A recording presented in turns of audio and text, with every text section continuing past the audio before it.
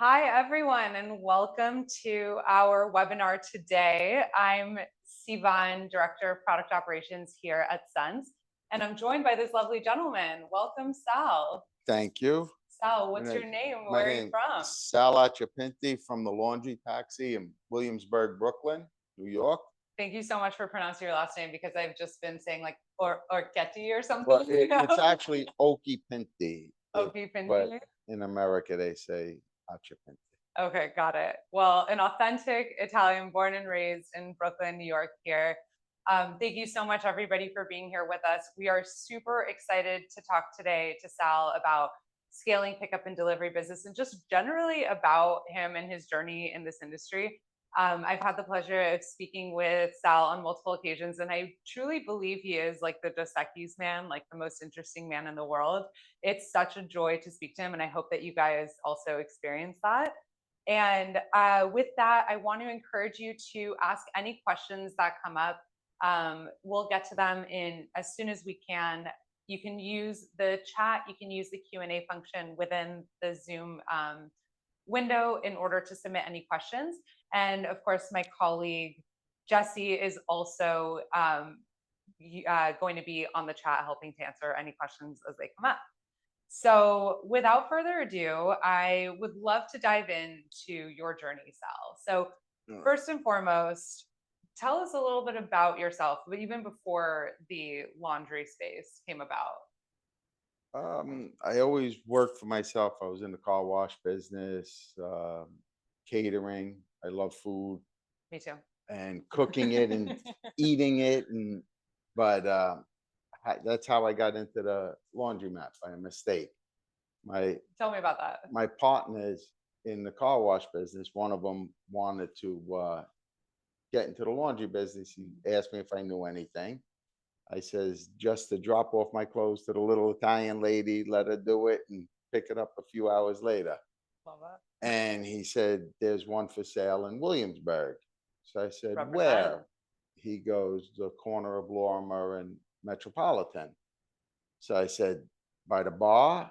And he's like, across from the bar. And I'm like, well, I basically grew up in that bar with my father and my mother yelling at my father for being in the bar with me. And Classic. so I says, all right. He said the price. Agreed. He bought it. We bought it. And then I went by a couple of weeks later to see it, and I never left.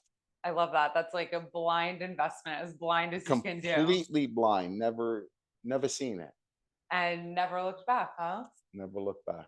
That's fascinating. That's, I think, very unlike how I think a lot of people get into the industry nowadays, where I feel like there's a lot of like methodical approaches to, looking on the Better Business Bureau's website or sorry, small businesses for sale and looking at the numbers and the revenue, et cetera. And this is just a It was going by a feeling. both. That was my first store. And then I bought my second store on Grand Street, Grand and Lorimer, just 4 blocks up. Yeah. And that was completely done on a handshake, a napkin, and that's how we bought it. And I'm still friends with the landlord.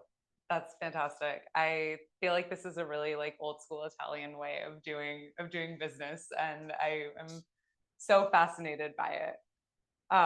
So tell us about this first laundromat and the journey to kind of acquiring your second one. At what point did that opportunity come about?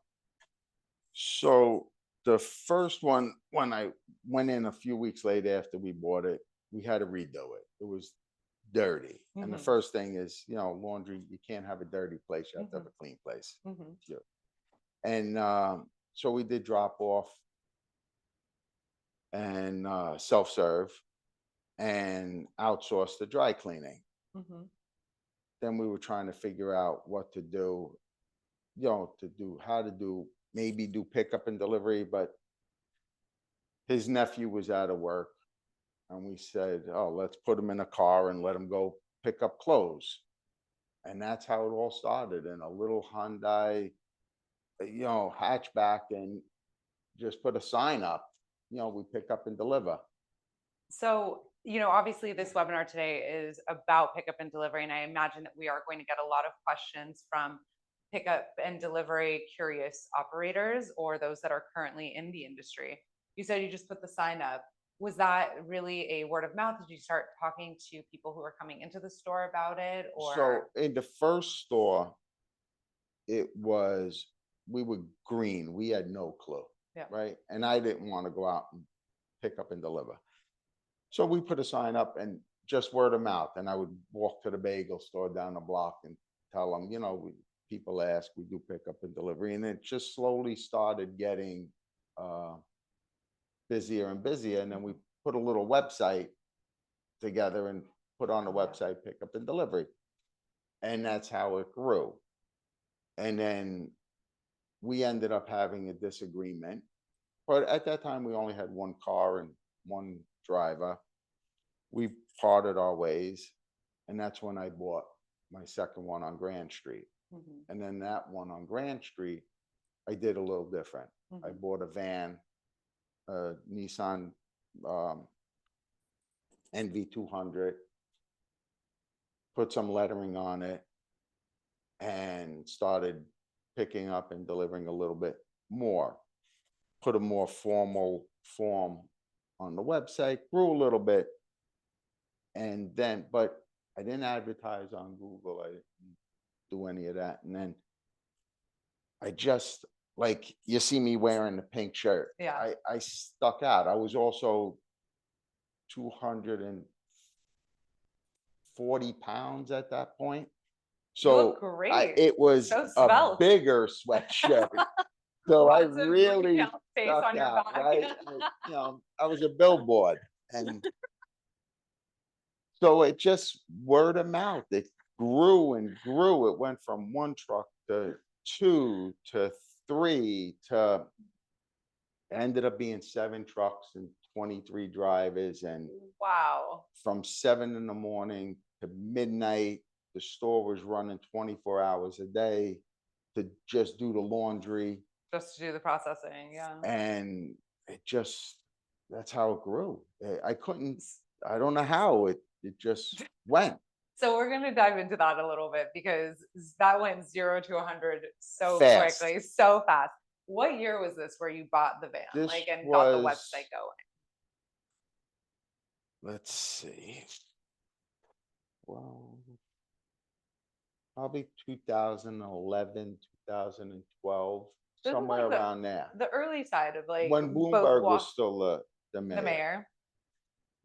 So it sounds like that was quite early, almost in like the luxury service, pickup and delivery, wash and fold Correct. game.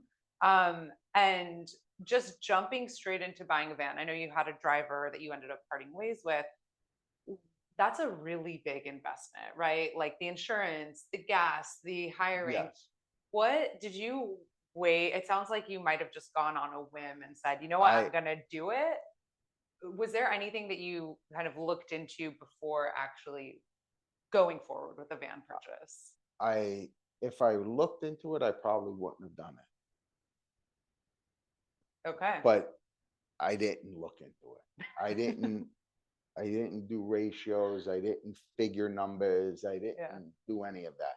Yeah. I just bought it, and then we needed another driver, bought another van. So why did you need another driver?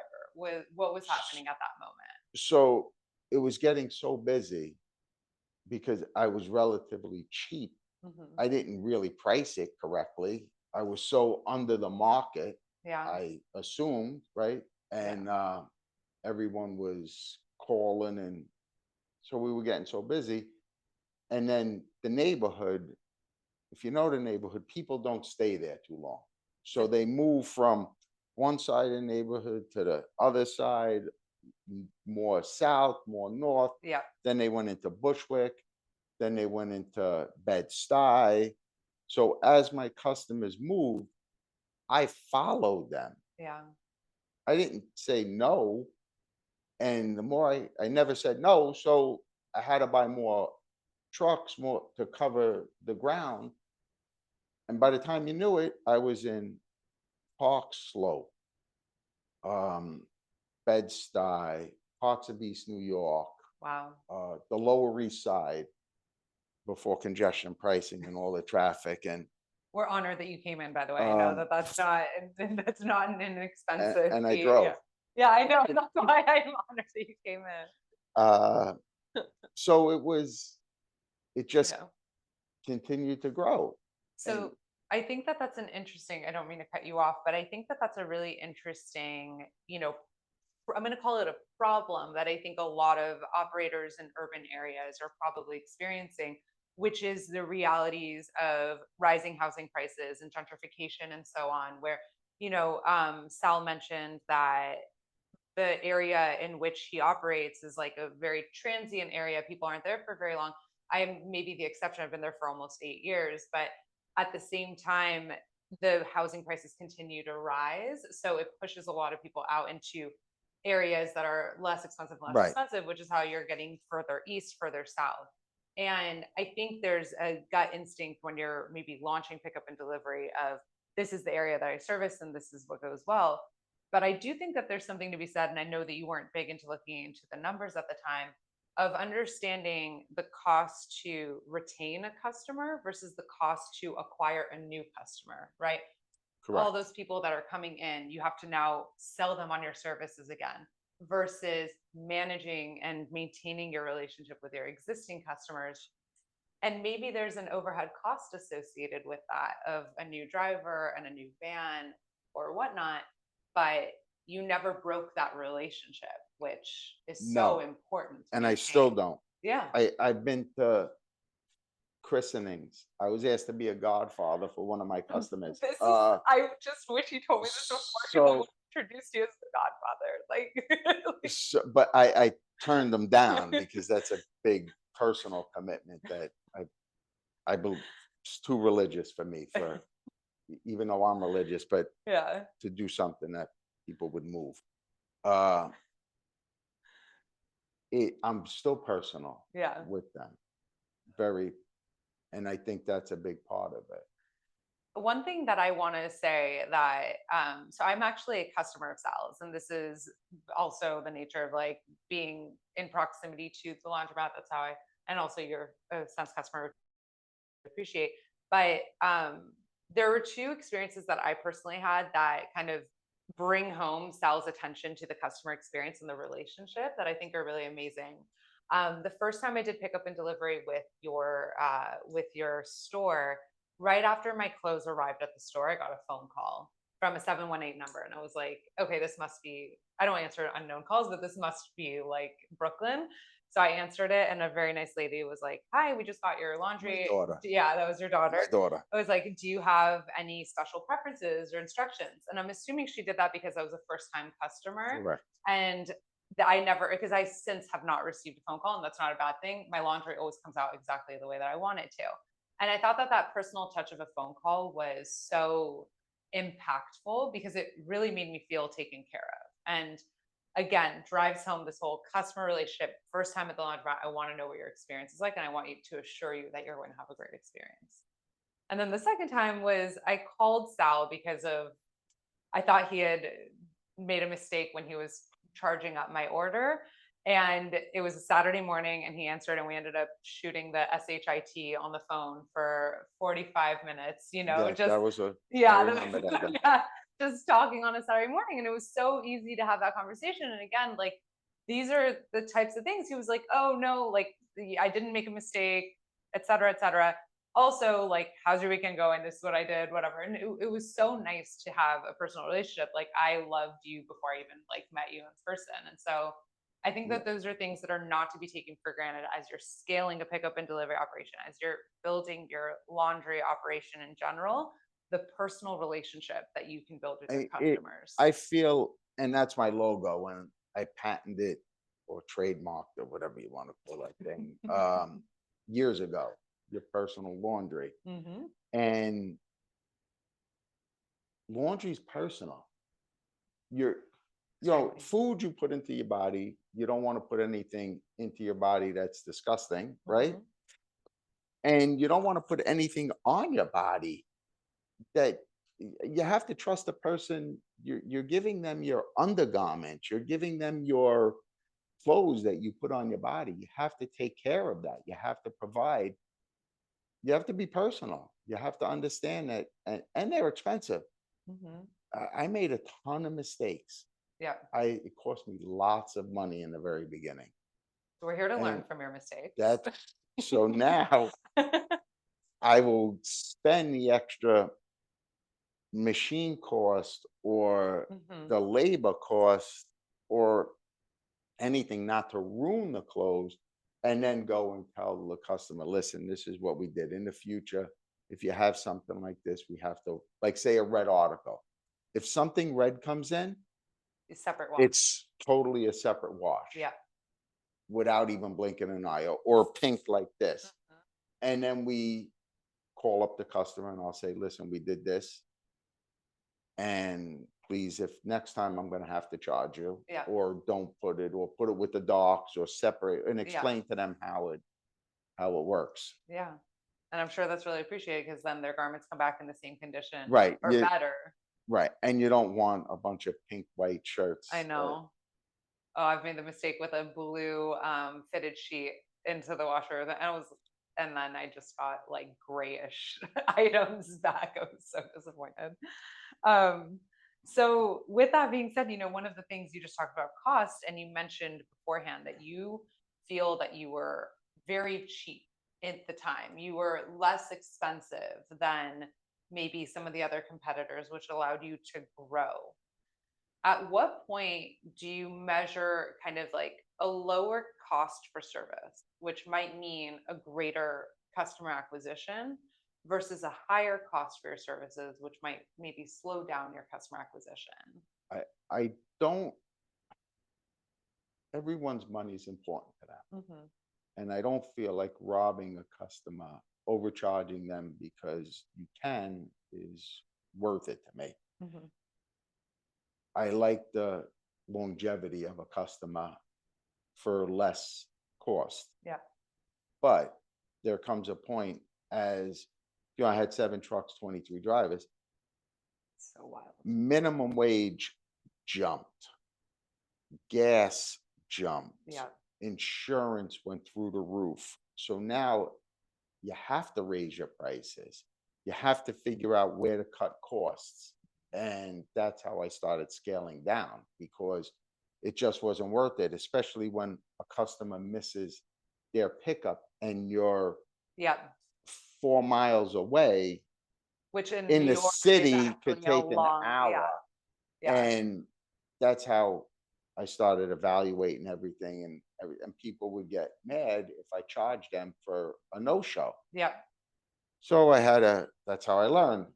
And little by little, I just scaled it down. And then, you know, one day I walked in on Memorial Day and laid off the rest of the workers, sold the trucks. Wow. I kept one, and that was it. Never turned back. And were you still able to maintain all of the service areas even No, with that one? because the service area, it was 1 truck per service area, Mm. basically. So, and you know the area. So I Yeah. had 1 truck in Bed-Stuy, 1 truck in Park Slope, Yeah. 1 truck in the Lower East Side. And as traffic, as the bike lanes increased, traffic increased. So what would take me 10 minutes to go somewhere now is taking me 30. Yeah. What would take me 30 minutes would take me 50. That's all time. And that time equals money because you're paying the driver, and Mhm. then you have to pay the store workers to wait for the driver. Yeah. So it became, to me, a big headache, and it wasn't worth it being that big. So that's when I scaled down. And how did you kind of refocus your attention at that point? Because you said you went to one driver. I'm not sure if the expenses that you cut then also kind of you was your revenue severely impacted when you cut Well, all those? And revenue was impacted, but so were expensive, right? yeah. So the city at that point started. wanted to become involved in the laundry business. What year is this? 10 years ago, 12, Okay. right? Were you in? 2015. I was not yet. I'm a Okay. 2017 trend. So they wanted to put in a whole bunch of laws. All right. I understand truck safety. I get it. But now you need name, addresses, and background checks of all the workers in the stores. Mhm. They wanted the laundry carts in the store to have all your information. So if you had 20 carts, you had to have 20 signs. Name, address, license number, exactly what was it became such a hassle. Gotta And love then bureaucracy. insurance, What can I say? It's the like, what? gotta love bureaucracy. And So I went to the meetings, yeah, and obviously none of them ever did laundry or worked in a laundromat. They're a bunch of lawyers that don't know anything. And so that made it more expensive. Truck insurance went up. Everything just went through the roof. mhm, It wasn't worth it. So what I was charging $1.25 a pound at that point to maintain what I had, I figured it had to be close to 250, 2.25. yeah, And that was also, I don't know if you know that company, Fly Cleaners.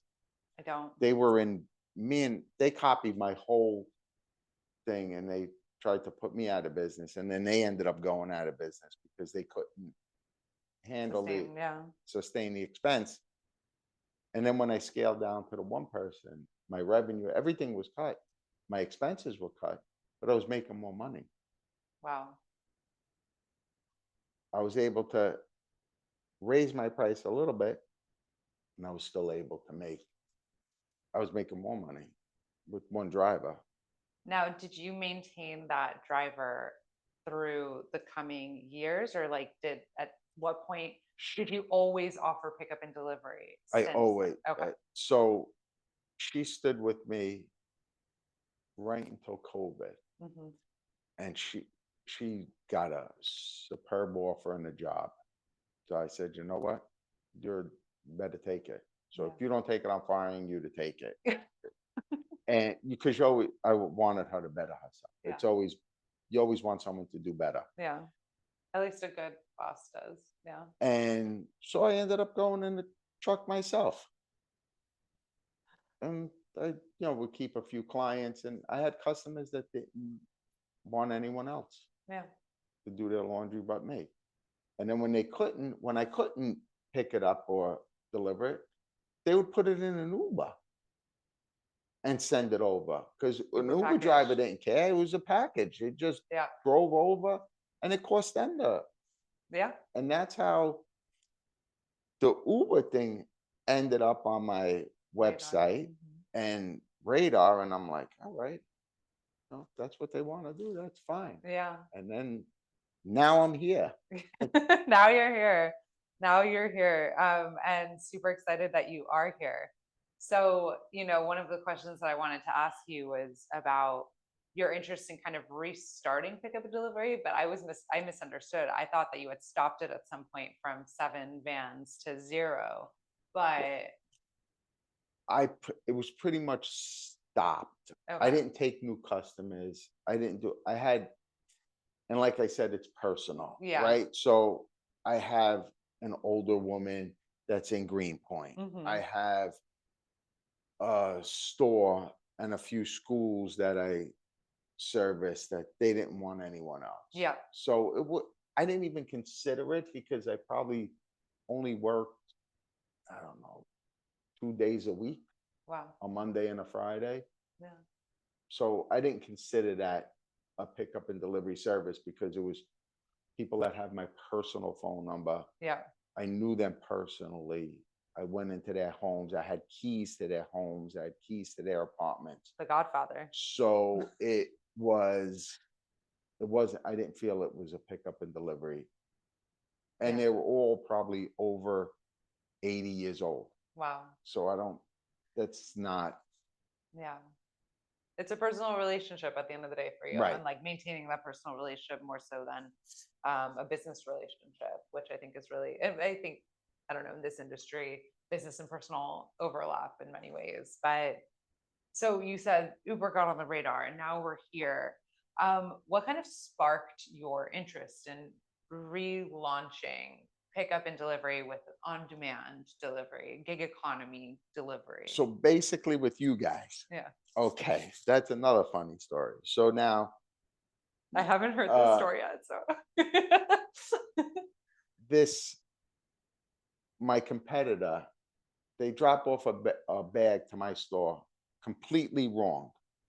It wasn't my bag. It wasn't my store. It wasn't supposed to be for me. My uh the lady Competitor. that works Oh, for me, mhm, one of the ladies, right? As you said, you get a phone call. yeah, The Uber driver drops it off with a name and a phone number. They don't have the, like, I didn't say anything. I didn't know about this. They called her and said, "We have your laundry here. We need a few more instructions. How do you want it to, exactly what they did with you?" yeah, So we washed the clothes, made a ticket. Day later, the owner of the other laundromat that it was supposed to be at can't find it. He comes and wants to take he, ownership of take it. ownership of Yeah, it. Okay, great, but I did the service. yeah, Pay me my $85 and you could leave. yeah. Eh, After a little bit of a discussion, he ended up paying the $85 and he Yeah, left. And a day later, one of your sales reps yeah. calls me, and that's how we became. We did that on To, purpose. We always drop off laundry at the right, wrong place as a service to show you the inbound laundry but that you're not to say. I mean, the driver could have easily. I mean, the addresses are Yeah, one number apart. yeah, The stores are diagonal from each other, yeah, so it's not. I mean, I don't blame it. Like, it's not like where he was completely out of his way. He was yeah. just across the street. Not inconceivable, but still inconvenient. But you know what? I call that kismet. It's fate that Right. you ended up having that experience with us.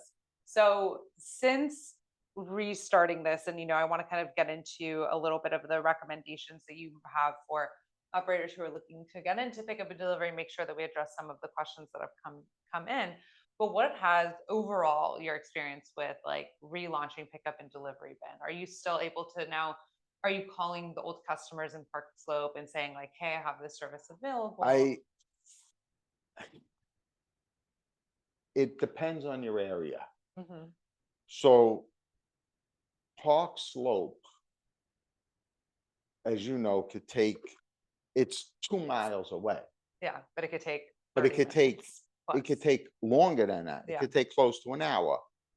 I don't feel it's right to have an Uber driver sit for the cost. So Mhm, I called other customers that are still local, mhm. within 3/4 of a mile, within a mile, like Greenpoint, where I know it's a straight Easy. shot, Yeah, where the Uber driver can still pick up another fare yeah, and he's not wasting an hour for whatever the cost is, because it's absolutely. not fair. And they will get frustrated and you might not get to close, Yeah, or they might not get to close. So I did contact some.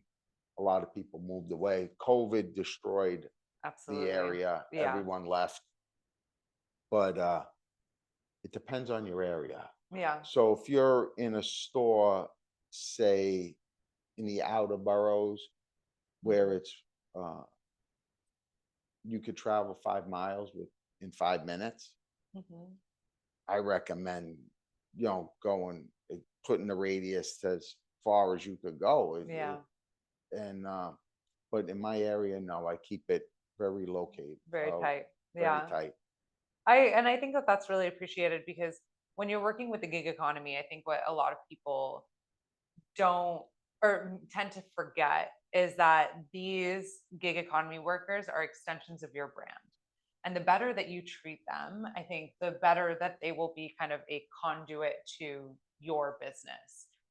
Some of our favorite operators have done in the past, like created like a little DoorDash refrigerator or, for treats or water or anything like that for the DoorDash drivers Well, or for the gig it's economy funny drivers. you say that. My I have, they can, I offer them water.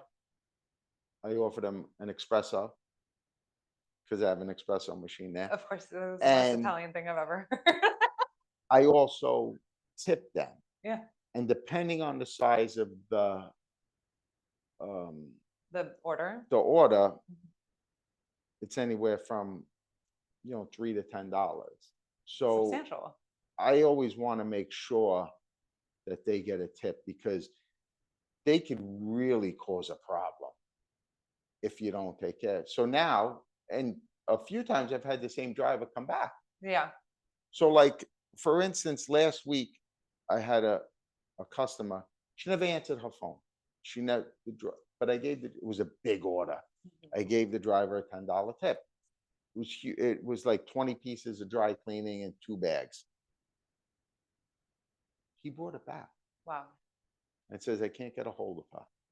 So do I want, if I didn't, to me, I feel if I didn't tip him, he might have drove around with that bag or that laundry or that dry Until cleaning. it was But convenient for him for to him come to return it. correct. Yeah. Yeah. I think that's absolutely right. And again, I think again, it's an extension of like your customers, every person that you interact with in this business is an extension of you, and it's a personal relationship that you're cultivating. And I think that that's really remarkable. We have a question from one of our attendees here who asked, um, do you, I'm trying to understand what it said, but I think it's something along the lines of, do you give any subsidy to the customer to help offset some of the on-demand delivery fees?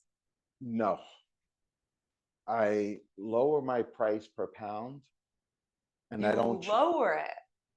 so competitors of mine are well over my price.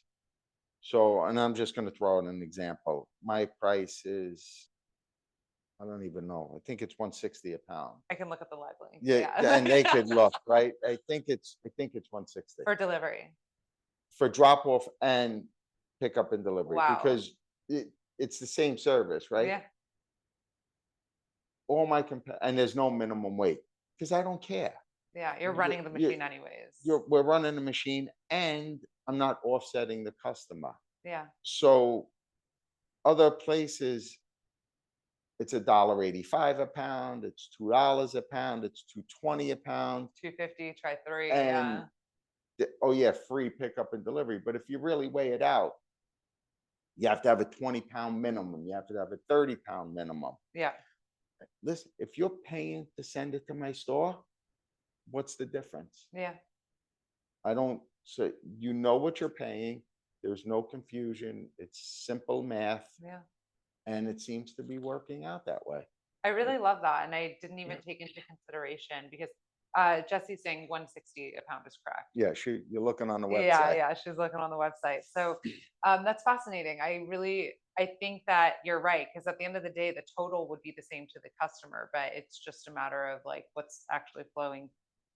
It's a psychology thing that usually I hear for pickup and delivery that the prices are increased, but and on top of that, there's still a delivery fee. Right. If Yeah, if I had my own driver, it might be more, yeah, but I don't have it. It's the Uber driver or the gig, whatever you call it. And so they're getting their money. And mhm, I'm still getting my price per pound as if you walked it into the store. So what's yeah, the difference? yeah. There is none. We have someone from Fort Lauderdale asking if most of your pickup and delivery business is from recurring customers or new customers.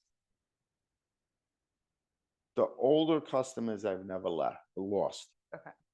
The new customers since I joined Sense with the Hmm. gig are all new Yeah. and they stay. All my new customers, not many of them left, Yeah. right? They're They they're come back. consistent Yeah. and they're consistent with probably on a bi-weekly basis I'd say that's about right.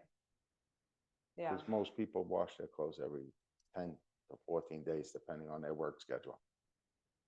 And for those new customers, do you know where they're coming from? Is it word of mouth? You mentioned you don't do Google. Now Well, maybe you do Google. no, now, with the website, Yeah. they've all, well, 90% of them got me through the website. And then what I do is I talk to them like I did with you. Well, my Yeah. daughter talked to you. And they will tell their roommate. So now I have two roommates that send their clothes, not at the Mhm. same time, but on their own schedule. Yeah. Then I have a friend down the block. She referred it to someone else, and Yeah. and then if I see it come in a basket, or I switch it out, I give them a new bag. Yeah. If they got to carry it, I ask them, you want a strap? No strap. I give them things like that to keep it in their face. And also, I'm sure the laundry taxi is written on the It's laundry all bag. over it. Exactly. Just like if, especially if they're carrying it, that's a another walking It's billboard of it's a 50-pound laundry bright as bag. could be. Yeah.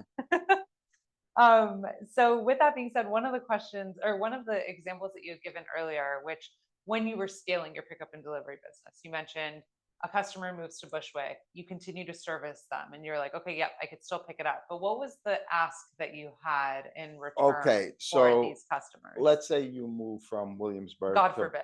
but we don't want to Bushwick or Bed-Stuy. Yeah. Yes, I would pick up your laundry still, but I would ask you to leave my card.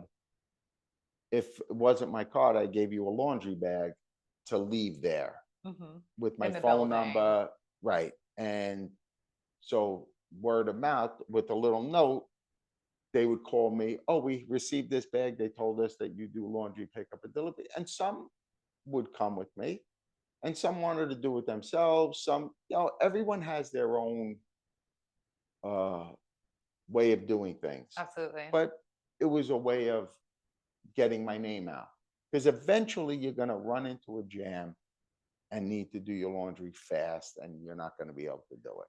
Absolutely. And I can tell you one of the first times I think I ended up sending out my laundry to you was, or maybe it was like the second time, was exactly that. It was a Sunday evening at like 6 p.m. I'm in morning walk laundry gal. Usually I'm like up at 7 a.m. doing my laundry on a weekend.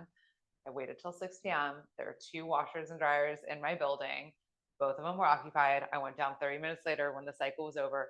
Another cycle had already been run. Somebody was just clearing their entire closet for the next 2 hours. And I was like, you know what? 8 a.m. pickup with Sal instead. I'm enough of this, you And know? and we probably got it back to you the same day. Oh no, it was incredible. Like literally, it was the next morning, I think. But I was like, you know what? I'm just going to enjoy my Sunday night and this will be taken care of And tomorrow. that's a question I get a lot. How fast could you get it turned around? Yeah. Well, how fast could you get it to me? I mean, Yeah. I've I've had 5 hour service with pickup and delivery. Do you charge extra for that? No, Really? Is that because someone called you and was like, I need it today? Or I is won't that take just, advantage of someone. wow. I won't. If you come back to Yeah. me, great. If you don't, Then you provided a service I that was, provided a yeah. service that one day you're gonna say, you know what, they did the right thing. Yeah. Yeah. I love that.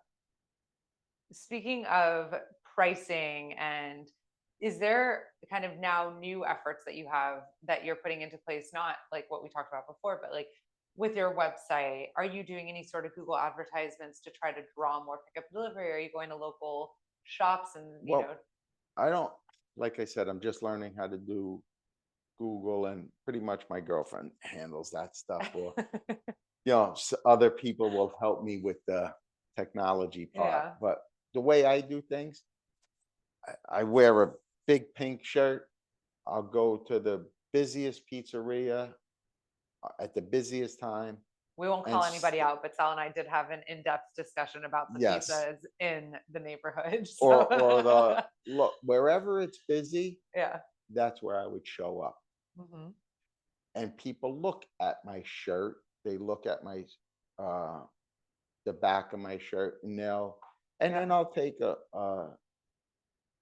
picture. No, well, they'll take a picture of the shirt. And that's how I walked around. I just became friends with everybody. I went to the local churches. I got Yeah. involved in the neighborhood. Uh, it's all word of mouth.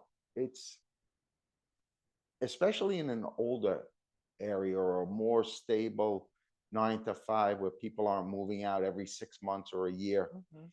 Um, that's word of mouth. Those people are trained, not trained, but they're in a habit of Yeah. doing their laundry on a Saturday morning or this day or that day. They go to work, they come back. Um, Williamsburg was a different area. It's a totally different breed. It's like being in Manhattan in Brooklyn. The And Soho of Brooklyn is what it's coined now. so it was a little different, right? And I didn't have social media. I mean, I do have a page. I don't know how to use it. So I would walk around. I'd go to the neighborhood bodega. I'd go to the pizzeria. I'd go to the other pizzeria. I'd go to this place. I'd go to the bar. I'd have a drink. Yeah. And I just socialized. And that's how I got the younger People. crowd, the single crowd, not to say younger, the single crowd. Yeah. And then the older people actually wore the shirt in church. And that's how I got customers from going to church. That's amazing. Just It's incorporating it into your just day to day. like I have it on all the time, That's unless I'm amazing. going out to dinner with my family on They're Saturday like, night or Sunday. change the shirt for God's sake. Yeah. But people will think I don't wash, but meanwhile, Yeah. I have 20 sweatshirts It reminds me of, just for me. yeah, Nick D'Ascencio, our head of sales here at, or SVP of sales here at Sense. He won't be, I literally was like, you just wear the Sense shirt every single day. And he's like, I do. I was like, how many do you have? Like, are you wearing the same one day to day? No, he has Right. multiple, but yeah, well, you're representing your brand. Absolutely. I think that's so important, And you stick especially, out. yeah, especially in these efforts to acquire new customers. It could really be as simple as just talking to people. Nobody talks to people. Nobody talks to I and Nobody I talks talk to to people. everybody. Yeah. I don't care. I'll strike up a conversation Yep. at the local cafe or the bodega or wherever, the gas station. It Yeah. don't matter. Yeah. You make friends with the neighborhood and the neighborhood will take care of you. And I don't care what neighborhood you're in. Yeah. It could be 50 people in the neighborhood or 5,000 on a block. Yeah. You're friends with the neighborhood will be friends back. Love that. I think that's so quintessential about like our neighborhood, especially. What would you say is the breakdown of commercial versus retail in your pickup and delivery operations specifically? My commercial is not that big. Um, Maybe 15 clients. I'm not going to mention them. No, of course.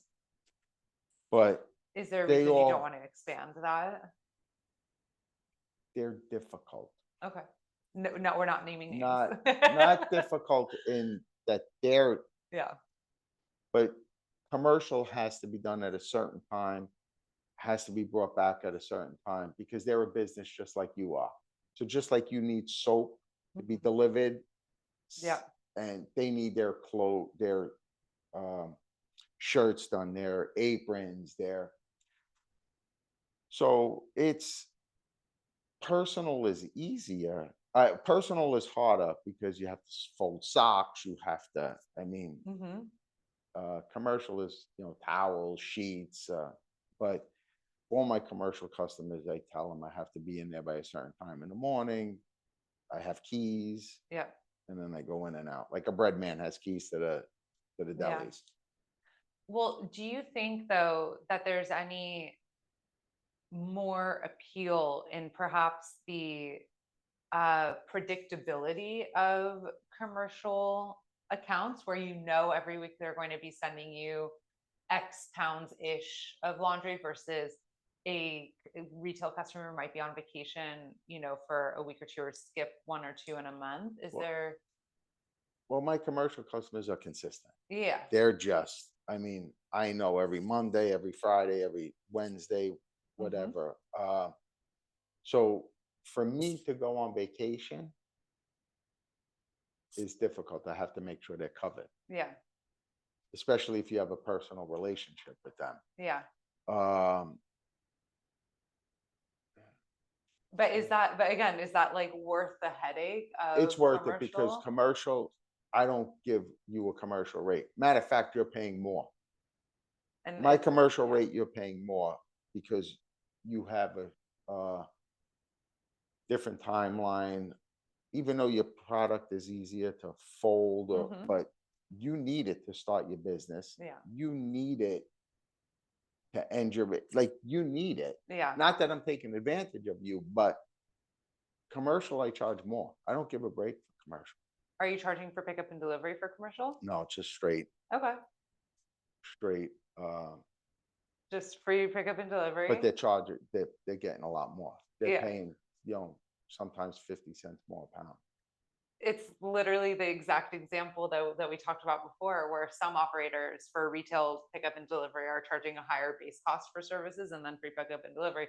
You're kind of doing both between the commercial and retail. That's also Right. Because fascinating. what I learned with commercial, and I made this mistake years ago, Yeah. I would give them wholesale price, way under wholesale prices. Hmm. And it just didn't work out. It doesn't Listen, make it. Yeah. you need it at to open up at 9 in the morning, and I can't pick it up till 11 o'clock at night, because some businesses are like that. Yeah. You know what? Give me the key. I'll be there at 4 in the morning, and you'll have it before you open up. Wow. And you're gonna pay for that. Yeah. Which is acceptable. Hmm. And they do. They give me the keys to the buildings. Again, personal relationship. I don't think that there are many people who would trust that, but that's really speaks volumes about how you show up in your business. We do have another question about and I don't know, you don't need to talk specific numbers, but I guess like your split in revenue between self-service and wash and fold. And really the crux of the question here is, how do you increase wash and fold and not take away too many customer machines? I am pretty much a third, a third, a third, Self-service, one third. Pickup and delivery, one one third. third. Drop off, one third. Yeah, I'm Okay. pretty even.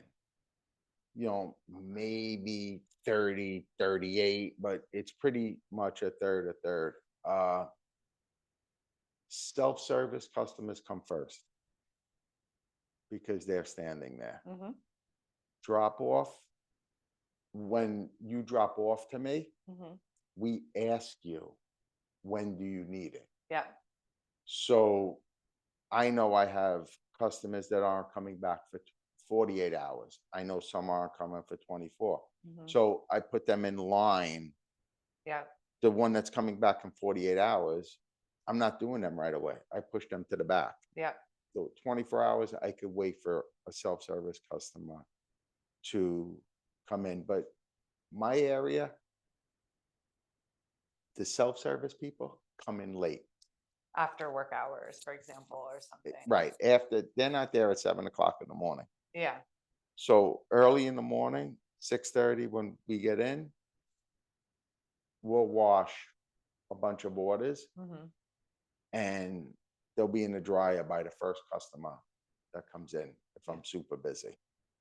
And you had previously mentioned that you had to adjust your store hours when you were doing so much pickup and delivery. You were doing the 7 vans. You said you were open 24 24 hours hours. just to support the processing of those Right. orders. So customer walking, you could only come in to 10.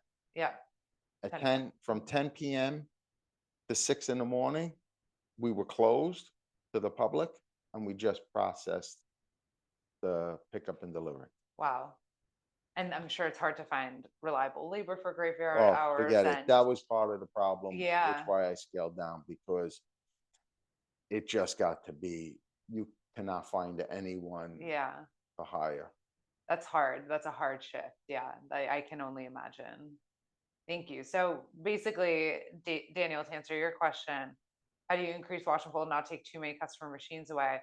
It sounds like what Sal is saying is that you have to create a queue, so to speak, of your drop off orders. and always prioritize self-service. Do you have, at any point in the store, do you have all of your machines in use by self-service? Or do you always mean like set aside two, for example, for wash No, and fold? never. I never take away from a self-service customer Okay. walking through the door. So we know on, say, Saturday and Sunday, Yeah. I know my self-service customers are going to use all the machine. Yeah. So if I have something pressing, I'll be in there at 4 o'clock in the morning. Wow. If not, it'll wait. Mhm. As soon as they get done, we'll take one machine, two machine, three, but you'll never be denied a machine. Because if someone walks out, they're never coming back. Yeah, they're finding another laundromat that works for them And if right it's across the taken by a street. self-serve customer, Yeah. as soon as the machine's done, if the customer's not there, I'll empty it. We'll film it. We put a little note, machine number 6 at 8:15 in the morning, Yeah. and I put it behind my counter Yeah. so no one could touch it. And then when the customer comes in, they'll be looking, nope, here it is. You want to see it on camera? I could show you. We touched it, Yeah. no one else. Okay. And that's how we do it. I like that fast turnaround. I, again, living in an apartment building, find myself taking out my neighbor's laundry. I'm like, I'm so sorry. I waited 20 minutes after the cycle was over. No, I need to and do we'll my only do that laundry. if it's needed. Yeah. But I'm not going to take just No. anyone's laundry out just to take it out. It's funny. My cousin had one time been like, "Oh yeah, my neighbor passive aggressively folded my laundry when I didn't come back in time." I was like, "For me, that's not passive aggressive. When I've done that, it's because I feel bad leaving your laundry just on top of the machine. So I sit there folding it while my stuff is now Well, in yeah, the dryer that I just cleared out." And I was like, I never thought that could be passive aggressive. I was like, I just feel bad leaving it to understood. wrinkle, you know? But sometimes, they Yeah, shouldn't leave it for hours. You can exactly. leave it for 20 minutes, 15 minutes, but come on. Exactly. We have a question here about marketing an initial startup offer for pickup and delivery. So it sounds like this operator is just getting into pickup and delivery and is offering maybe a startup offer. I assume by that there's some special incentive. Did you ever offer for first time customers a special I incentive? I never offered anything. The only thing, Just my services. just and I let my service speak for itself. And listen, we made mistakes. I've had that, like, that's how I learned, right? I made a lot of mistakes, Mhm. but I never offered anything. But the one thing I will tell everyone is know your area. What works for me in Williamsburg might not work for someone in Queens, which is Five 10 miles. minutes Yeah. away, 5 miles away, right? Yeah. Or, well, with traffic, an hour away. But might not work for someone in Long Island, might not. Like, my mother lived in Melbourne, Florida. I was about And, to say Australia, you nah, know? and when she was alive, I was trying to find a pickup and delivery service to do her laundry when I couldn't get down there. It was totally different. Totally different. You Yeah, never, the guy says you leave it in a bag, you leave it labeled, you leave it outside. We're not, never happened here.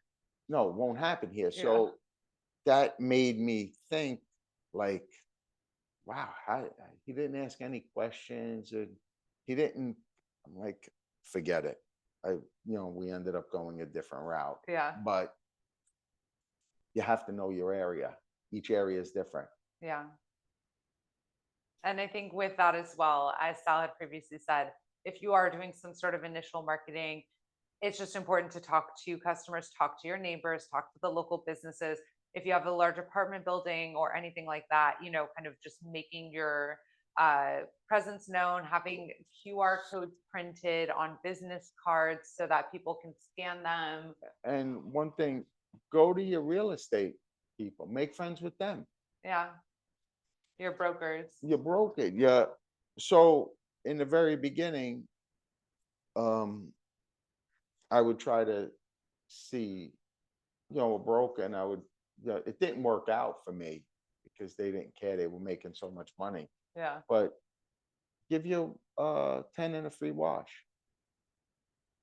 give them something. Yeah. And I mean, it didn't work for me because Yeah. they were all pretty, they were tough in our neighborhood. Yeah. But other places it might work because they're the ones coming in with the new people. Yeah. You won't know till you try it. There's so many different avenues that you can take. Don't be afraid. Yeah. And like Sal said, he's tried and failed many times, and you're still standing and Still hopefully standing. better than ever. There's wood right behind me. Um, we are, believe it or not, in the last 5 minutes. We only have 5 minutes. So if you have any questions, now is the time to get them in because we may or may not get to them. So thank you everybody who submitted a But question. anyone with a question, Yes. they could DM me DM. What's the or best way to get in touch call the with you? cell phone number, the one on my website, Yeah. or text it. Actually, text it first. Text text Sal at the laundry I'll taxi. answer it. Yeah, Brooklyn. Yeah, he's incredible. He's just, I you mean, guys what should see that. it He's a might gem. help, might not, but Yeah. we get to say hello to each other. Yeah, and hopefully hear some fun stories. Um, I am curious, based on your experience, you've been in pickup and delivery now for what, 14 years ish. About Where do you see the pickup and delivery segment of this industry going in the next 5, 10 years? Do you have like a sense of what that might look like? I think it's all going to be with Uber Yeah, or Lyft, whatever you call these gig uh, economy. gig economy. I think that's the way it's going, Yeah, and that's why I like being with you guys. we like That being together too. it's, I think that's where it's going because labor is very expensive. Yeah, Trucks are very expensive. Insurance is through the roof. And if gas. you want to keep it affordable, Yeah. and if you really look at it, where we are in Williamsburg, the driver could come on a bicycle. That- Although we set it to we- cars only. correct. Yeah, but But hypothetically speaking. if it ever gets to it, they can. They Yeah. could come on an electric, which is fine. Yeah. For me, it's fine. If it's um, feasible with the bag, Yeah.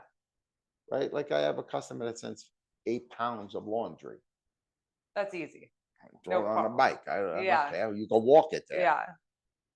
But I think it's going this way. I would agree with that. I obviously it's impossible to, nobody's a fortune teller, nobody tells the truth. I think one thing that I would also add to that is in the age of a lot of maybe fast cash laundry services that you pop up, like the one that you mentioned that, came up, tried to copy you and stuff. And there's always these third party, I'm not going to name names, of third party systems that are like, I'll help advertise for you, I'll help acquire new customers for you. You just do the processing. There's something to be said in, once again, just that personal customer relationship that I think there's a return to the in real life experience. I believe so. Yeah. Just because it's laundry and everyone says, oh, it's an absentee business, I don't believe so because when you go to the pizzeria or Yeah. you go to the deli, you know the guy behind the counter serving you the pizza. You know the guy behind the counter. So if you know that person, why don't Yeah. you want to know the laundry guy? What are we, stepchild? Come on, we're there. You're absolutely there. We're so grateful. And I'm so grateful for your time and the wisdom that you've imparted. I hope that everybody here has found so much value. And like I said, I knew coming into this that we could chat for hours. Like this hour has just flown by. Again, Jesse posted in the chat the laundry taxi website if you guys want to learn more. And also, Sal has generously offered, if you want to get in touch, he's a text away.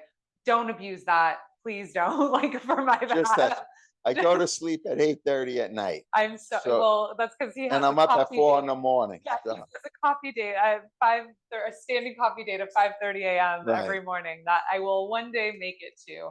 I'm awake at 5. I'm just not in this shape at 5, It's all right. We're not in this shape Yeah. either.